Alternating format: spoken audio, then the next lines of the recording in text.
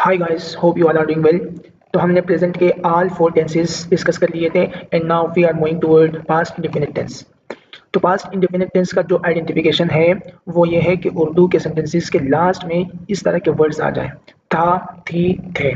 देखिए, मैंने आपको पहले भी बताया था कि सिर्फ इस आइडेंटिफिकेशन पे इक्तिफा न करें, बल्कि लेकिन ये स्लोली एंड ग्रेजुअली जब आप आगे बढ़ेंगे, इस कोर्स को फॉलो करेंगे, तो आपको फिर इस आइडेंटिफिकेशन की कोई ज़रूरत नहीं होगी, बल्कि आप खुद मालूम कर पाएंगे कि ये टेंस, ये जो सेंटेंस यूज़ हुआ है, ये पास्ट में है या फ्यूचर में है या फिर प्रेजेंट में। बस ये सिर्फ फॉर्मल वे है कि आपको आइडेंटिफिकेशन पता हो।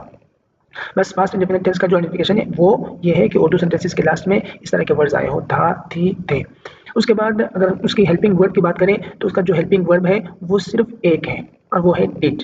और ये भी मैं आपको अभी से एडवांस में बता दूं कि जिस तरह प्रेजेंट इंडेफिनिट टेंस के एजेक्टिव में कोई हेल्पिंग वर्ब यूज नहीं होती थी, इसी तरह पास्ट इंडेफिनिट टेंस के एजेक्टिव में भी कोई भी हेल्पिंग वर्ब यूज नहीं होती। ये अभी से आप जहन में रख लें।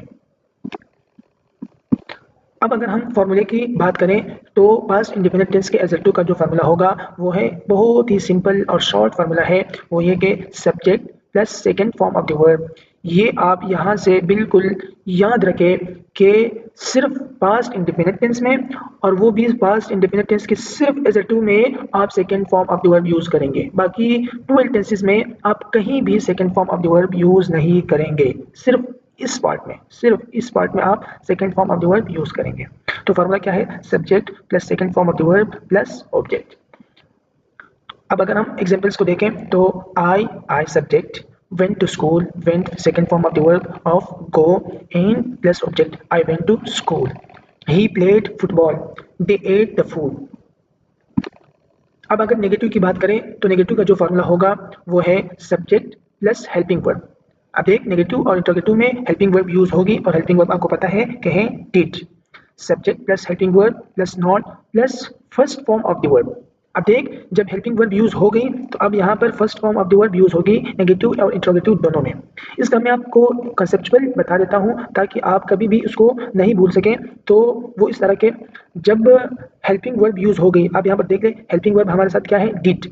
डिड असल में डू का सेकेंड फॉर्म है। डू खुद एक वर्ब है और डिड इसका सेकेंड फॉर्म है। तो जब हेल्पिंग वर्ब में सेकेंड फॉर्म यूज हो गई तो अब यहाँ पर वर्ब में इसकी जरूरत ही नहीं है कि आप उसको second form of the verb use करें, इसलिए हम यहाँ पर first form of the verb use कर रहे हैं।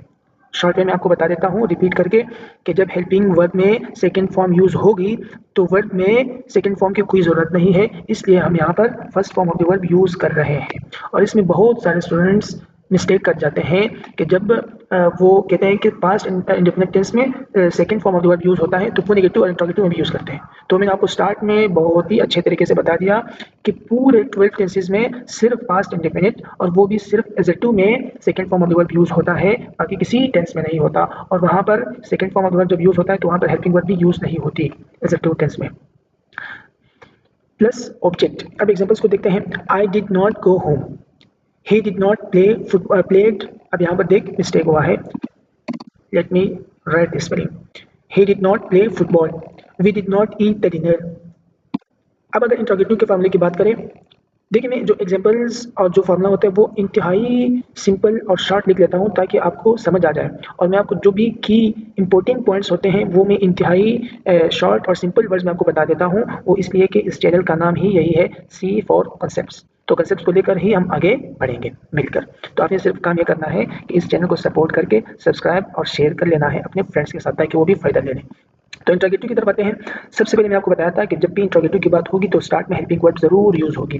तो यहाँ पर है हेल्पिंग वर्ब आपको पता ही है कि डिड है, उसके बाद subject plus first form of the verb plus object, और लास्ट में क्या होगा? जब भी इंट्रोगेटिव की बात होगी तो स्टार्ट में तो हेल्पिंग वर्ब यूज होगी और लास्ट में क्या होगा? लास्ट में जाहिर सी बात है क्वेश्चन मार्क लगेगा।